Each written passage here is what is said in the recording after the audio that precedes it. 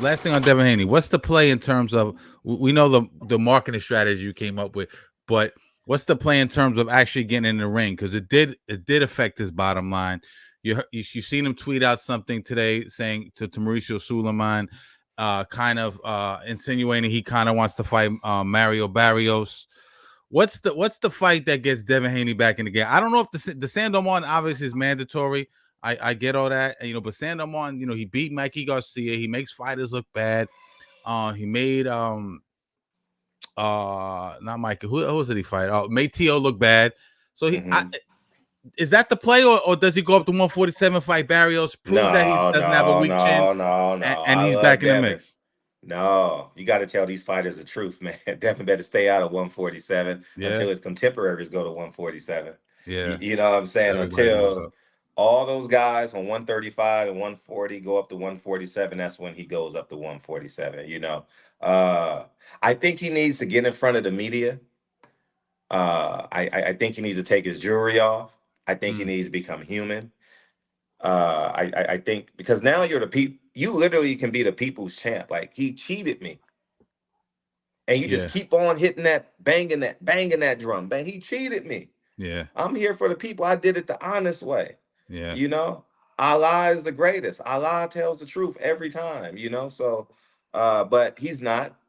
He's a contemporary young man, so he's going to drive the cars. He's going to wear the jewelry. He's going to speak in a special language, and he just needs to get in front of the media and have people erase that memory. What you mean a special language, dude? What you mean by that? Special language. It's he says Allah Akbar, then he says F you. Like, what I mean? Like, like Ryan Garcia. Jesus Christ, suck my dick. What I mean? Like, I slept with your wife. Praise Jesus. Yeah. That's some crazy shit. So, yeah. I mean, you got some? Nah.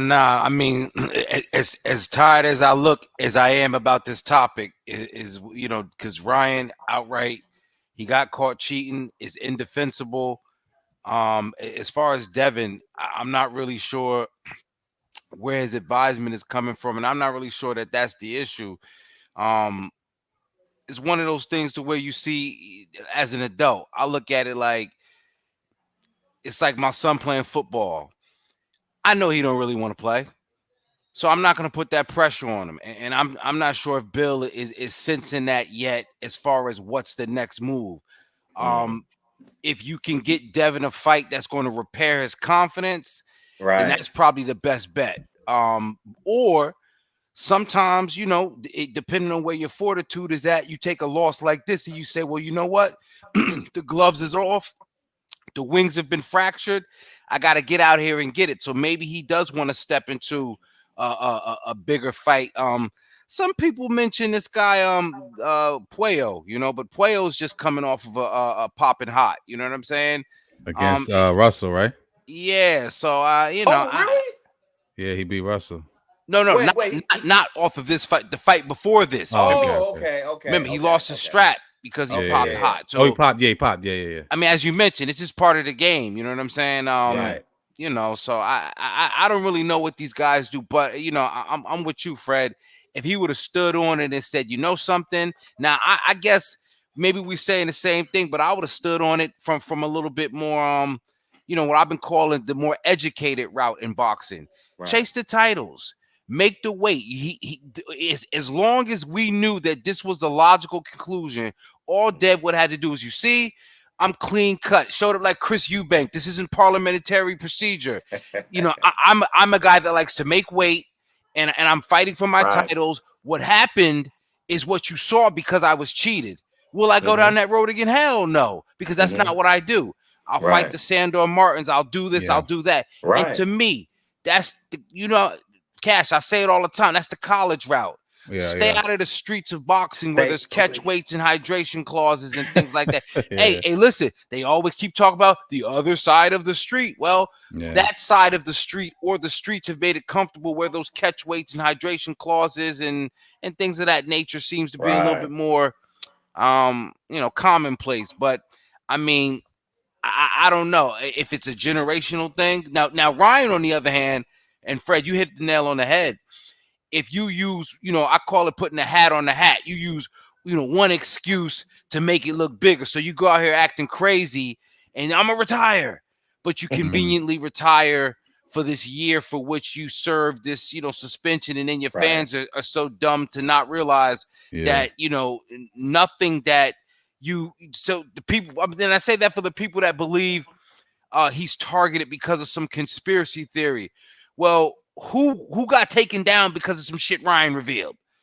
So if you're that stupid to believe, the rhetoric, it's just that you just don't want to hold him accountable, and you might be a similar kind of person. But as it stands, I don't see where either fighter can come out of this clean if they don't, I guess, stay in the position. If Ryan, he bought his way out of this one, but I think if he would have came to the table initially, kind of like what Oscar Valdez did, kind of like what Canelo did, even kind of what Alicia Bumgarner did. You come to the table, you say, hey, I didn't intend to do it, but this is perhaps how it happened.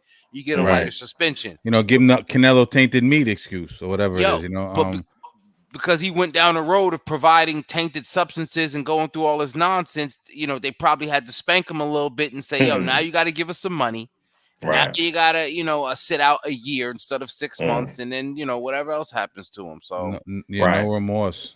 Yeah. And why, Fred? Why don't you think he stood on that? Like, I mean, it's right. I think that would have been the better route. You know what I mean? Instead of going the dog ate my homework route. You know what I mean? Like it wasn't me type of deal. Like, why do you think he did that? He doesn't have advisors telling him like, do it this way. His character makes him infamous. That's how he is attractive to his audience. His audience, a great percentage of his audience are not boxing fans. His great, they like him for who he is online, and that's why he's playing this role. That's why he's loud. He's given them the show. He's given them entertainment, and he believes he's the messiah of entertainment at this point. I think Ryan is a fool, because he plays dumb. Mom has cancer last week. He loves Jesus. Like, it's too many it's too many paradoxes, it's too many lies, it's too many. Oh man, why did you show up for work yesterday? Oh man, a bear came out in the middle of the road, man. I was going down I-95 and a bear came out. Well, why'd you miss work last week? Oh man, I was driving and a building fell. It's just too much. He's too over the top, man. He's not believable at this point from the college road standpoint. To me, he's in the street. He's going to be handsomely rewarded though. He's going to do appearances. He's going to do WWE. He's going to Dana White. What's his name? Dana White is going to hire him to do some things. He ain't got no worries in the world, man. He's still going to get his sponsorship deals. And he's going to have a good 1 year suspension. Unlike Devin. Devin got to win 2 or 3 fights now. Yeah. Not only is his public image affected, is his monetary big time. Purses, big time. He's going from 5-6 million to drop down to 1.5, going to purse bids, and nobody's bidding but Bob Arum, which is crazy. But I'm with Fred on that one though. It's like what are you complaining about? Because this is the road. Like listen, when you're not in the streets, you have to accept a paycheck or find a way to create revenue other ways. And so he jumped out in the streets. But listen, whether you want to call it getting shot or getting arrested, what happened between him and Ryan, Dev couldn't hang in the streets. Right. He couldn't hang with what's required as far as either the antics or, the backlash or like the mental pressure that those guys have to deal with. You know what I'm saying? And again, I'm not trying to throw him under the bus as a young man, and this is a very adverse situation, but still in all, the money you're making as a fighter, like, let's keep it in perspective. Boxing is a poor man's sport. Right. like literally, you're complaining about it, and far be it from me, because I ain't in the ring with you, but at the same time, everybody knows what the pay scales are like. Everybody know what people are fighting for. Yeah. Everybody knows why. Like Fred's the imaginary handshakes and Al Heyman's. People believed in those myths because they wanted boxing to be equitable. They wanted it to be better. And some people like keeping up the facade that it is. Now, Devin's had great opportunities to make money, but I think you have to recognize that the risk that you took to make that money, maybe you're not built for that. It's fine making square money. Oh my God, Top Rank only gonna pay you $2 million. Now listen, you see the problem, Shakur. Shakur's from Newark like me, but being from Newark and being from the streets is two different things. So when you talk about the streets, is Shakur built for one of these kind of prize fights, a big grab? Probably nobody but Tank presents an opportunity for him to make any sort of money beyond the pay scale he ain't built for the streets. If you can't generate that sort of cachet, you're not built for the streets.